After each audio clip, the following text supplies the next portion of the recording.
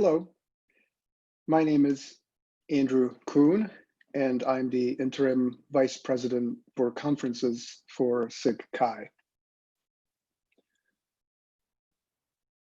I would like to start this presentation with a thank you.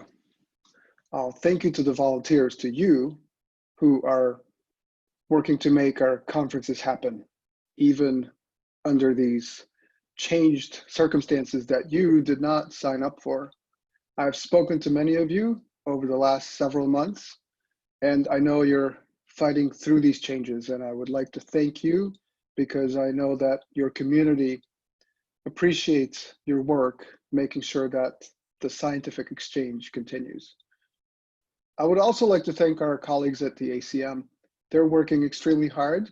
There's a lot of work to be done when conferences need to shift from physical to virtual and make changes to their contracts. There's a lot of work that they need to do, and we thank them for helping us have a sustainable ACM and have a sustainable community of our own.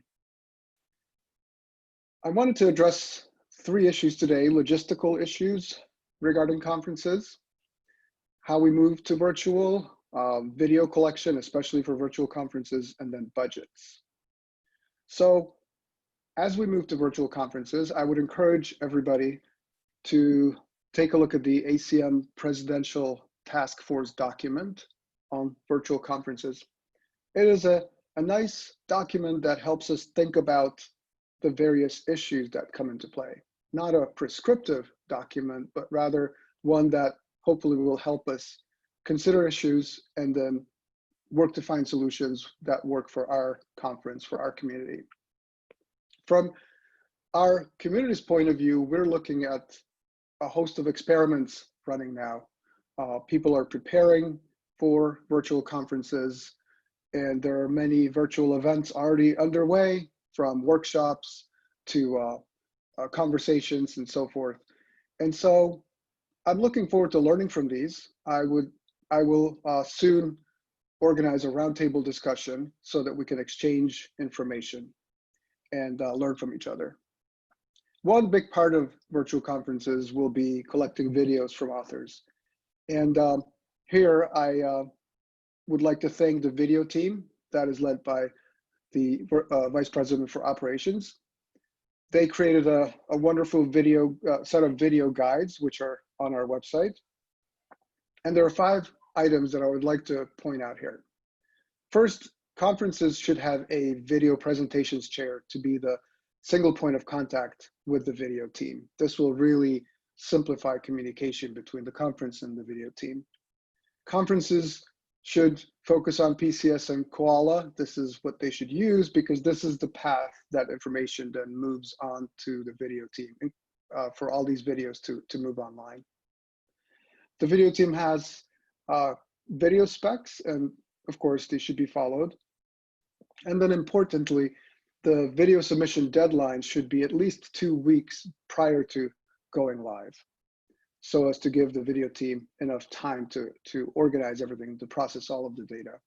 Of course, conferences specify when exactly things should go online, so the flexibility is with the conference. But as far as the submission deadline for videos from authors, they should be at least 2 weeks prior to that date.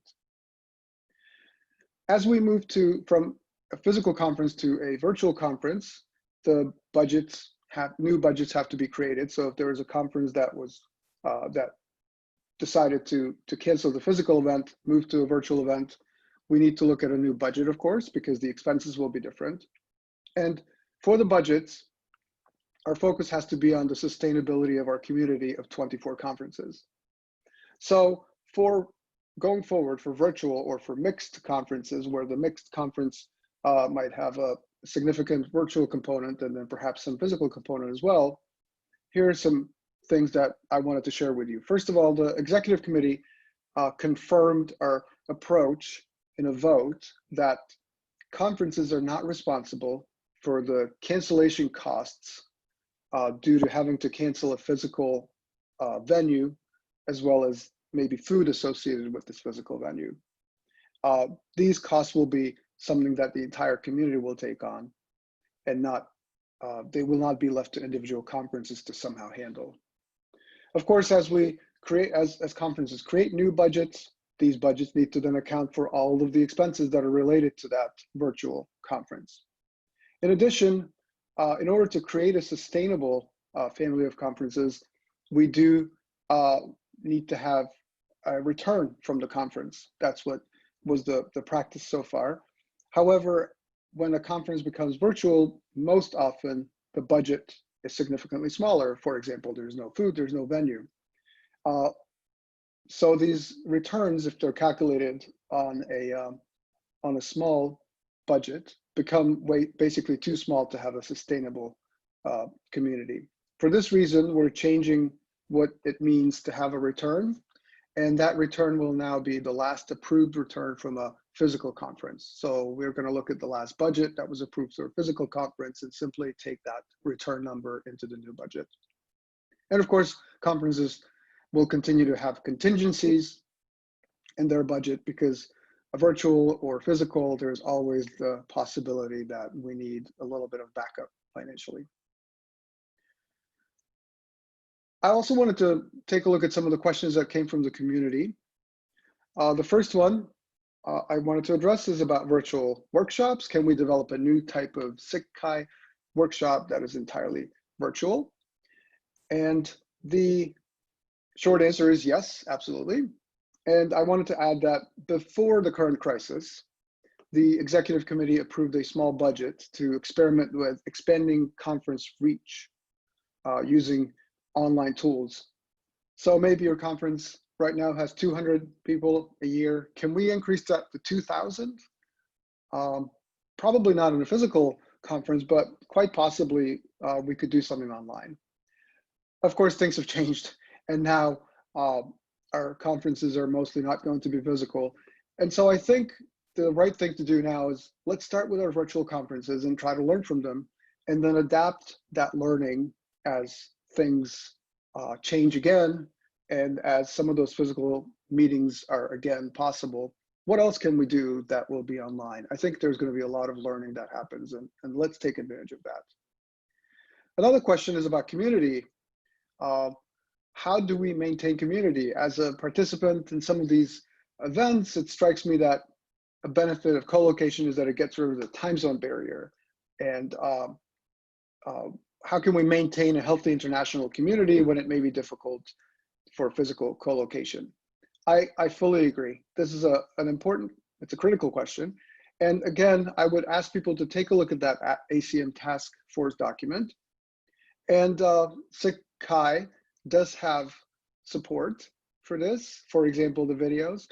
But really, I think our community will end up with a host of experiments. I go back to that, and we'll have lessons learned. All of the conferences are thinking about how do we maintain a community.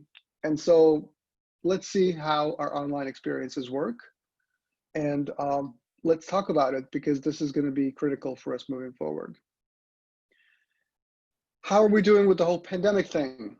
What's the worst case, best case scenario, budgets, future plans? You know, I'll come back to, we need a financially sustainable community.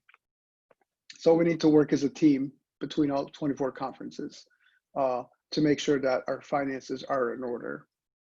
And if that happens, then we have a good future, right? We will continue the scientific exchange. We will adapt to what the circumstances are and continue that good work. And then we will experiment with meeting types, and I'm sure that the situation on the ground will continuously change. So we will have to be able to adapt. This is all I wanted to talk about today. I would like to wrap up with a thank you to you, the volunteers. These are difficult times for all of us. And for you, you did not sign up for what you're doing right now. And I thank you for pushing through to the best that you can. And I would also like to, again, thank our ACM colleagues, because their help is greatly appreciated.